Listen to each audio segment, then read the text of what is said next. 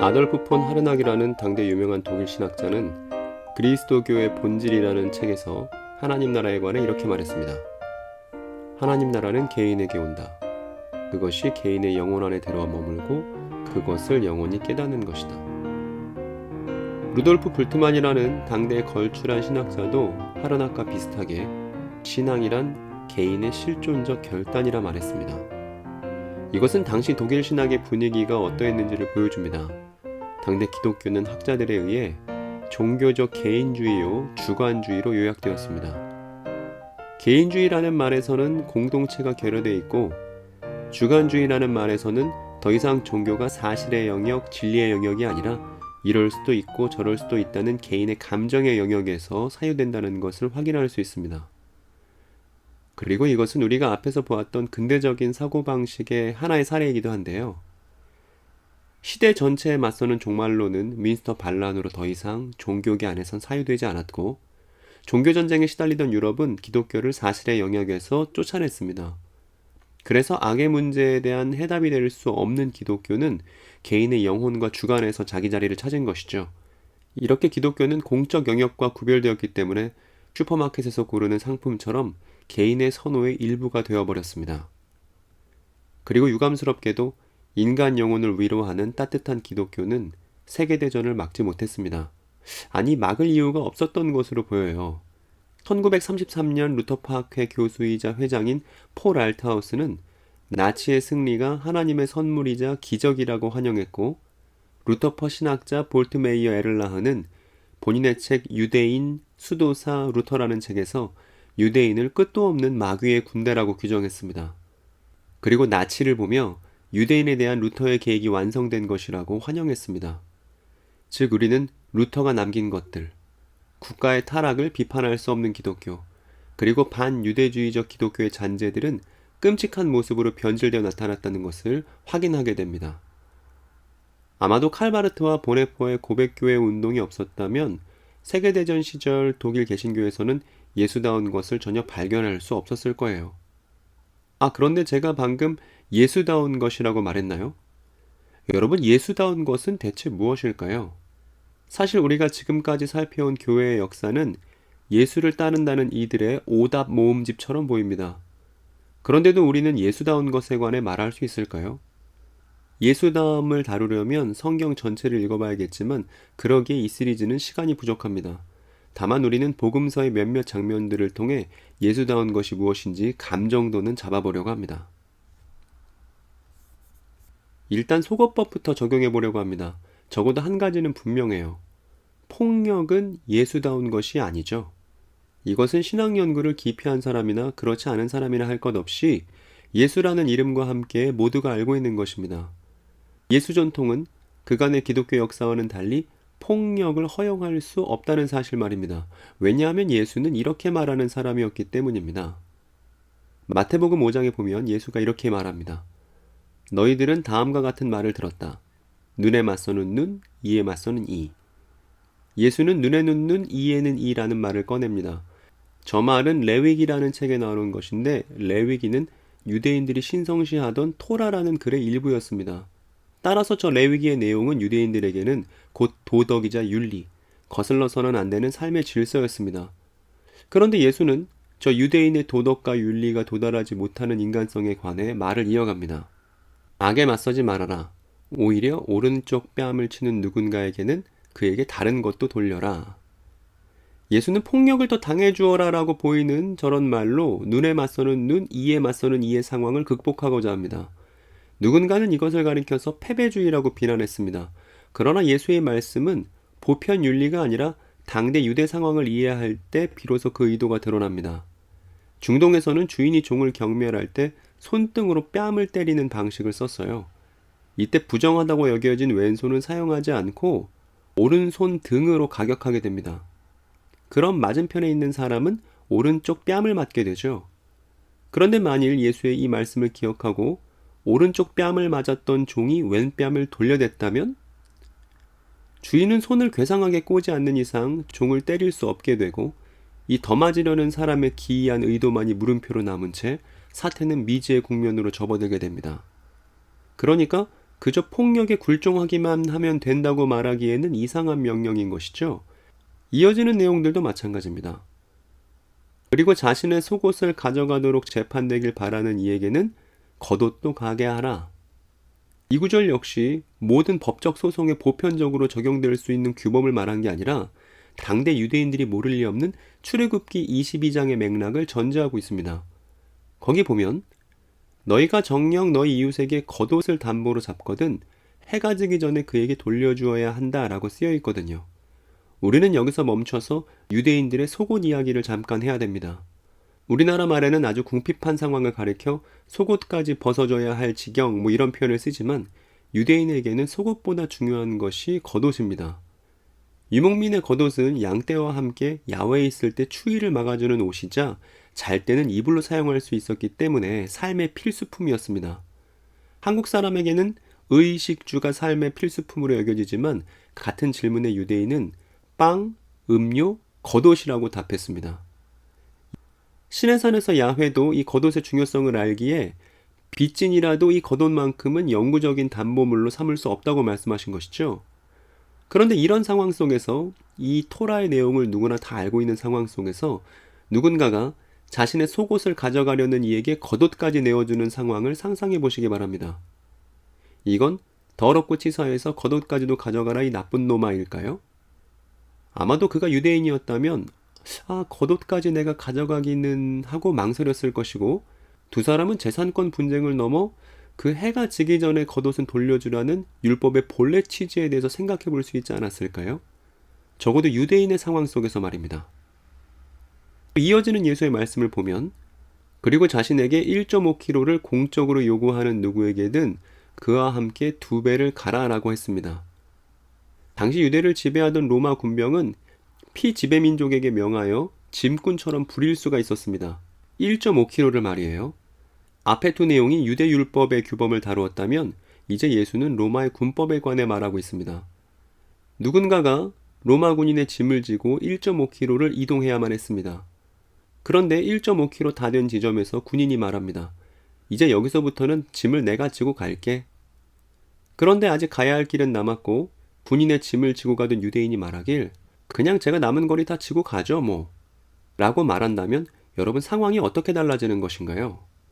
법에 의해 지배자와 피지배자가 나뉜 상황 속에서 예수의 말씀은 그 관계를 섬기는 자와 섬김을 받는 자로 바꾸어 버립니다. 법을 넘어서 인간 대 인간으로서 말입니다.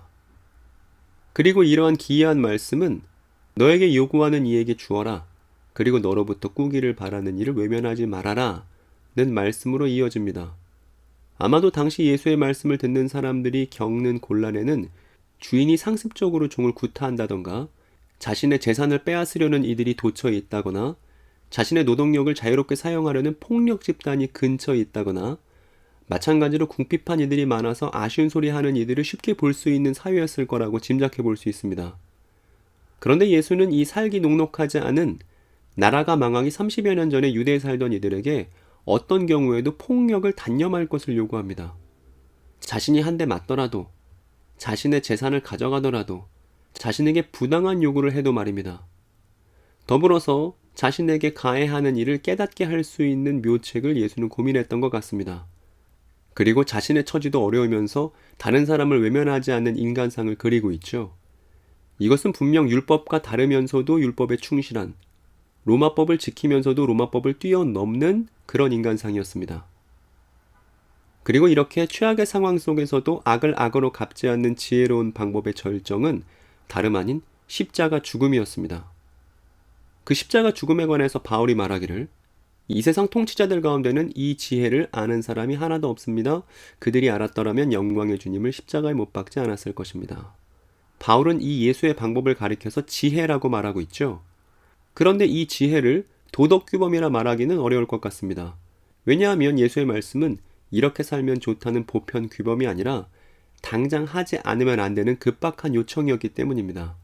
게다가 이 내용들은 개인 윤리 규범으로서가 아니라 자신을 따르는 사람들, 곧 공동체에게 이렇게 살라고 명하고 있죠. 만일 이 예수의 말씀을 진지하게 받아들이는 공동체가 있다면 어떤 상황에서든 악을 악으로 갚지 않을 지혜로운 방법을 모색하고 창의적인 방법을 찾는 것이 그 공동체의 숙제였을 것입니다. 예수와 관련된 일화를 하나 더 소개하고자 합니다. 1세기 유대인들은 자신들의 포로 생활을 슬퍼하며 주기적으로 금식을 했습니다. 그런데 예수와 그의 제자들은 금식을 하지 않았어요.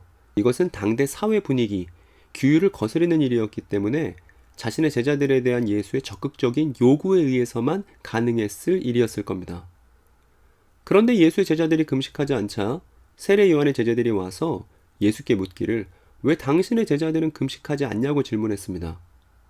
그리고 이 질문에 예수는 포로 생활을 끝내줄 메시아와 이미 함께 있기 때문에 그 포로 생활을 기념하는 금식이 필요 없다고 말씀하셨습니다. 그런데 그 메시아를 빼앗기는 날이 있을 건데 그날에는 금식할 만하다고 말씀하셨죠. 그리고 이 말씀에 이어지는 내용 중에 이런 구절이 있습니다. 그리고 예수께서 요한의 제자들에게 말씀하셨다. 누구도 입어본 적 없는 옷감의 천을 오래된 겉옷에 꿰매지 않는다. 그런데 만일 그렇게 하면 이 구절에 다시 겉옷이 등장했습니다. 예수는 오래된 겉옷이 찢어지면 그 자리에 새로운 옷감을 덧대어 꿰매는 사람은 없다고 말합니다.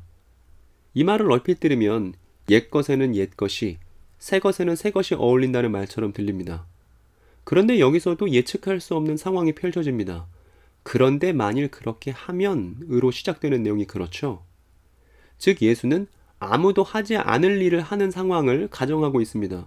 즉 오래된 겉옷에 새로운 옷감을 꿰매어버리는 상황 말입니다. 그리고 이어지는 내용을 원문 그대로 직역하면 그렇게 하지 않는 일을 하면 성취가 있고 그 성취는 옛 것의 열악함을 들어올려버리고 꼴이 좋지 않게 된다고 번역할 수 있습니다. 예수는 같은 의미를 전하기 위해 이번에는 다른 사례를 가져와 설명합니다. 이러한 방식은 유대인에게는 익숙한 거예요. 새 포도주를 옛 부대에 넣는 사람은 없다. 이 말에서 새 술은 새 부대라는 격언이 나왔습니다. 그런데 이 격언은 적절하지 않은 것 같아요. 왜냐하면 예수는 상황을 한 번 더 비틀거든요. 그런데 만일 그렇게 하면, 즉 누구도 하지 않을 상황을 전제합니다. 그런데 그렇게 하니까 어떤 결과가 벌어졌냐면 옛 부대에 부어진 새 포도주는 옛 부대들을 파괴해버렸고 포도주도 파괴되었습니다. 예수의 이 말들은 어떤 의도를 갖고 있을까요? 이 비유에서 새로운 천과 새로운 포도주는 예수 자신일 것입니다. 그리고 헌 옷과 헌 부대자루는 낡아버린 유대 사회를 의미한다고 보면 어떨까요? 그래서 예수의 방식, 예수의 삶, 예수의 의도는 유대 사회와 질적으로 완전히 다른 것이고 오히려 그 유대 사회의 맹점을 드러낸다고 말입니다. 어떻게 생존할 것인가, 어떻게 살아남을 것인가에 꽂혀있는 사회가 어떻게 하면 잘 죽을 것인가에 모든 삶이 맞춰진 사람을 감당하지 못한다는 그 상황을 빗대어 표현한 것이라면 말입니다. 그리고 결국 그 예수의 방식을 받아들이지 못했던 사회가 멸망하고 그 사회에 의해서 부당하게 예수 또한 죽임당할 것을 넌지시 내비치는 말이라면 말입니다. 예수의 방식은 누구도 미워하지 않고 누구도 해를 끼치지 않는 것인데 이상하게도 사람들의 미움을 받습니다. 그래서 예수가 미움을 받았고 유대 사회 안에서 예수의 이런 방식을 따라 살려는 사람들 또한 미움을 받았죠. 왜냐하면 이런 식의 삶의 방식이 사회에 균열을 내버리고 생존을 추구하는 도시와 국가는 그 예수와 그의 일당을 낯설게 여기게 되기 때문입니다. 그리고 갈등 국면은 바로 여기서부터 생기죠. 예수는 이것을 예측하고서 이렇게 말한 바 있습니다. 세상이 너희를 미워하거든 세상이 너희보다 먼저 나를 미워했다는 것을 알아라. 세상이 예수를 따르는 이들을 미워했던 것은 그들의 통념에 예수를 따르는 이들이 맞지 않았기 때문일 것입니다. 완전히 다른 삶의 방식. 그리고 예루살렘과 유대는 결국 예수의 방식을 수용하지 못하고 그에게 누명을 씌워 살해하는 것을 선택했죠. 그리고 예수를 따르던 이들은 진실을 묵살시키는 사회가 멸망하기 전에 그 주변에 있던 펠라라는 지역의 산들로 이주했습니다. 이후 끝까지 미워하고 생존을 위해 싸우는 길을 선택했던 유대는 로마와 전쟁을 치르게 되었고 예수께서 저런 말씀들을 하신 지 한 세대 만에 예루살렘은 화염에 휩싸이게 됩니다. 예수를 따르던 이들이 유대를 떠난 이후에도 그 예수의 방식은 로마 사회 안에서도 명맥을 이어갔습니다. 그 중에서도 예수의 제자였던 요한의 말이 의미심장합니다. 앞에서 언급했던 예수의 발언을 고스란히 가져오면서 예수의 미움받는 이유가 곧 자신들의 미움받는 이유임을 명시하고 있으니까요. 그리고 이러한 미움받음이 죽음에서 생명으로 이미 우리가 옮겨졌기 때문이라고 그 이유를 덧붙입니다. 따라서 우리는 이 구절을 통해 죽음에서 생명으로 옮겨졌다고 초대교회가 말했을 때 그 말의 의미, 그리고 사회 안에서 교회가 미움받는다면 그것은 그들이 예수의 방식대로 살기 때문일 것이라는 걸 추측해 볼 수 있습니다. 그리고 이로써 예수 혼자만의 방식이 예수를 따르는 이들의 집단적인 방식이 됐음도 확인할 수 있는 것이죠. 즉, 교회의 삶의 방식이란 싸우지 않기 위한 싸움, 미워하지 않기 위한 분투라고 할 수 있을 것이고, 그러한 공동체가 갈등을 겪는다면 사랑의 공동체가 사회적 통념과 부딪히기 때문에 생기는 갈등이라고 말할 수도 있을 겁니다. 그리고 이러한 공동체가 사회의 미움을 받고 있을 때 우리는 저 예수의 말을 적용할 수 있을 거예요. 예천에 기워진 새천으로서 지금 주변이 터져나가고 있다고. 옛 부대에 쏟아진 새 포도주 때문에 옛 부대가 터질 지경이라고 말입니다. 그리고 지금 우리가 살펴보고 있는 예수와 예수 공동체가 겪고 있는 갈등은 눈에 보이는 세상 나라와 보이지 않는 하나님 나라 사이에서 긴장과 균형을 추구하던 아우구스티누스의 방식과는 좀 많이 다른 것이죠. 그리고 개인의 불멸하는 영혼이 어디로 이동할지 천착하는 플라톤식 사유도 아니었습니다. 지배체제에 구멍을 내는 예수, 그리고 예수는 그 지배체제의 구멍을 자신의 제자들과 함께 내기를 바랬습니다. 아무것도 두려워하지 않는, 심지어 죽음이라도, 그리고 아무도 미워하지 않는, 심지어 원수라도, 그러한 삶으로서 말입니다. 이 시점에 멈춰서 교회에 관한 질문을 드리고 싶습니다. 오늘날 교회는 사회의 미움을 받고 있나요? 만일 그러하다면 어떠한 이유에서 미움을 받고 있나요? 예수와 그를 따르던 이들이 미움을 받았던 이유와 동일한가요? 제가 보기에 예수의 말씀 중 가장 심각하게 오해를 불러일으키는 것은 누가복음 14장인 듯합니다. 거기 보면 많은 무리가 예수를 따르고 있는 상황을 보여주고 있습니다. 그런데 예수께서 가시다가 돌아서셔서 그들에게 말씀하시기를, 누구든지 내게로 오는 사람은 자기 아버지나 어머니나 아내나 자식이나 형제나 자매뿐 아니라 심지어 자기 목숨까지도 미워하지 않으면 내 제자가 될 수 없다. 그리고 한술 더 떠서 이와 같이 너희 가운데 누구라도 자기 소유를 다 버리지 않으면 내 제자가 될 수 없다고 하신 말씀이 있습니다.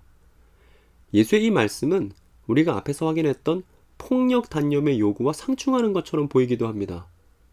폭력을 단념하라는 요구는 모든 것에 애정을 가지라고 하는 말이 아닌가요? 심지어 원수라도 말입니다. 그런데 예수는 자신을 따르는 이들에게 자신의 가족을 미워하라고 요구했습니다. 심지어 자신이 가진 소유를 버릴 것을 요구했습니다. 차라리 그 돈으로 가난한 사람을 도와주면 어떠냐고 하는 가룟 유다의 말이 절로 튀어나오죠. 그런데 우리는 예수의 이 말씀이 자신을 추종하던 많은 무리에게 하셨던 이 상황 자체를 기억해야 합니다. 즉, 예수가 죽임당하는 메시아라는 사실은 전혀 알지 못한 채 예수가 메시아로서 자신들이 욕망하고 있는 바를 이루어줄 거라고 믿고 있었던 바로 그 추종자들에게 하신 말씀인 것이죠. 즉, 이 시절 사람들은 메시아가 나타나기를 고대하고 있었고 이미 가짜가 나타나 사람들을 여러 차례 속인 바 있었습니다. 그런 와중에 메시아로 나타난 예수께 매달리는 사람들이 많았을 것은 충분히 상상해 볼 수 있는 일인 것이죠. 예수는 그들에게 자신의 소유를 팔 것을 결론으로 내놓았습니다. 본문에 그러므로가 보이죠. 그리고 이와 비슷한 사례가 있습니다. 예수께 자신은 어려서부터 율법을 다 지켰다고 말하는 청년이 있었는데 예수는 이 청년을 사랑스러워 하시면서도 모든 재산을 팔아서 가난한 사람들에게 나눠줄 것을 요구하셨습니다. 그리고 이러한 예수의 말씀은 이 시절이 30년만 지나면 예루살렘이 불구덩이가 되는 망국의 상황이라는 사실을 상기시킨다면 쉽게 이해할 수 있습니다. 즉, 예수는 그들에게 가장 필요한 선택지, 가장 나은 선택지를 말씀하셨던 것입니다. 나라가 망하기 전에 재산을 팔아서 가난한 사람들과 함께 대피하는 것 말입니다. 그리고 저 본문에서 보편적인 윤리를 도출해라는 이들은 난점을 만나게 됩니다. 왜냐하면 예수는 모든 사람들에게 저러한 요구를 하지 않으셨기 때문이에요. 죄 용서를 받은 중풍병자에게는 그저 집으로 가라고 말씀하셨고, 귀신으로부터 자유를 얻은 이가 예수와 함께 있게 해달라고 애원하자 예수는 이렇게 말씀하셨습니다. 그러나 예수께서는 허락하지 않으시고 그에게 말씀하셨다. 네 집으로 가서 가족에게 주님께서 너에게 큰 은혜를 베푸셔서 너를 불쌍히 여겨주신 일을 이야기하여라. 즉 예수는 누군가에게는 모든 것을 미워하고 자기 소유를 버려서까지 자신을 따르라고 말씀하셨고, 또 누군가에게는 자신의 처소로 돌아갈 것을 명하셨다는 것입니다. 따라서 자신의 소유를 팔고 가족을 버려야 한다는 그 요구는 모든 사람들에게 적용되어야 할 보편적인 메시지가 아닙니다. 이것은 예수의 메시지를 곡해하는 일이 되고 때로는 위험하기까지 합니다. 예수께서 의도하지 않은 것을 남에게 적용해버리는 해석이 될 수도 있으니 말입니다. 이렇듯 우리는 성경을 비롯한 고대 문헌을 볼 때는 일단 한 발짝 떨어져서 전체 상황을 읽을 필요가 있습니다. 게다가 예수의 이 말씀은 가족과 재산을 버리는 것으로 끝나지도 않았습니다. 예수께서 말씀하셨다. 내가 진정으로 너희에게 말한다. 나를 위하여 또 복음을 위하여 집이나 형제나 자매나 어머니나 아버지나 자녀나 논밭을 버린 사람은 지금 이 아이온에서는 받기도 받겠지만 집과 형제와 자매와 어머니와 자녀와 땅을 100배나 받을 것이고 오는 아이온에서 영원한 생명을 받을 것이다 라고 했습니다. 그러니까 예수는 가족을 잃어버릴 거라고 말씀하신 게 아니라 오히려 100배의 가족을 얻는다고 말씀하셨고, 재산을 다 버리고 그만이라고 말씀한 게 아니라 100배의 집과 땅을 약속하셨죠. 바로 오는 아이온에서 말입니다. 이때 아이온은 시대라고 번역할 수 있습니다. 예수는 자신의 삶의 방식을 따르는 가족의 탄생이 급박하고 시급한 요청이라 말씀하시는 것 같습니다. 보편적인 도덕규범을 따르라는 느긋한 얘기가 아니라 너는 100배나 더 얻게 될 테니까 망설이지 말고 나의 삶의 방식에 동참하라고 말입니다.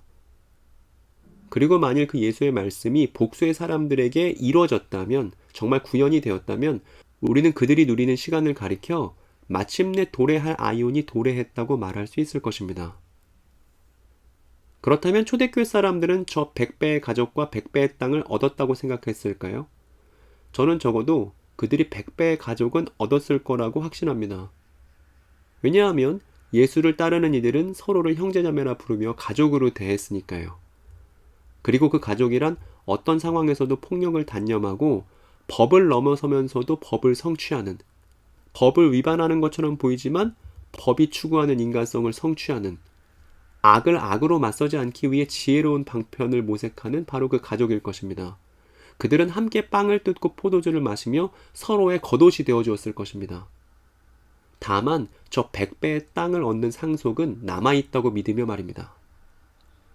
그래서 지금까지 내용을 정리해보면 예수가 계약한 공동체는 전쟁이 임박한 유대 국가 안에서 폭력을 단념한 새로운 방식으로 살아가는 가족 공동체였다는 것을 알 수 있습니다.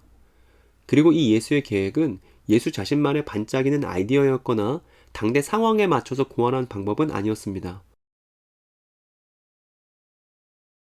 초기 교회 교사였던 테르툴리아누스가 이렇게 말합니다. 그들은 칼을 쳐서 보습을, 창을 쳐서 낫을 만들 것이고 다시는 결례들이 서로 칼을 잡고 싸우지 않을 것이며 전쟁하는 법을 배우지 않을 것이라 하였습니다. 그들이란 바로 우리들. 새로운 율법을 통해 배워서 이 모든 것을 실천하는 우리들이 아니고 누구일 수 있겠습니까? 라고 테르툴리아누스가 말했습니다. 오리겐도 비슷한 말을 하는데요. 우리는 칼을 쥐고 백성에게 대항하지 않고 전쟁하는 법을 익히지 않게 되었으니 예수를 통하여 우리는 평화의 아들들이 되었기 때문입니다. 라고 했습니다. 이 초대교회 교부들이 공통적으로 지금 얘기하고 있는 칼을 쥐지 않고 전쟁하는 법을 익히지 않게 되었다는 건 오래된 유대 예언을 지금 인용하고 있는 것입니다. 즉, 이 두 명의 교회 교사들은 그 오래된 유대 예언의 주인공이 바로 자신들이고 이 유대 예언의 결말이 곧 교회라고 말하고 있는 것이죠. 그 오래된 유대 예언이란 이사야서 2장에 나오는 내용입니다. 거기 보면 이것은 아모스의 아들 이사야가 유다와 예루살렘을 두고 계시를 받은 말씀이다. 마지막 때에 주님의 성전이 서 있는 산이 모든 산 가운데서 으뜸 가는 산이 될 것이며 모든 언덕보다 높이 솟을 것이니 모든 민족이 물밑 그리로 모여들 것이다. 즉 마지막 날에 예루살렘이 회복되는데 그 회복되는 예루살렘으로 모여드는 이방인들이 이렇게 말한다는 겁니다. 자, 가자. 우리 모두 주님의 산으로 올라가자. 야곱의 하나님이 계신 성전으로 어서 올라가자. 주님께서 우리에게 주님의 길을 가르치실 것이니 주님께서 가르치시는 길을 따르자. 라고 말한다는 것이죠. 율법이 시온에서 나오며 주님의 말씀이 예루살렘에서 나온다.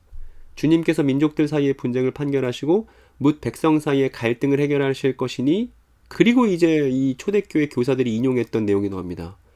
그들이 칼을 쳐서 보습을 만들고 창을 쳐서 낫을 만들 것이며 나라와 나라가 칼을 들고 서로 치지 않을 것이며 다시는 군사훈련도 하지 않을 것이다. 오너라 야곱 족속아.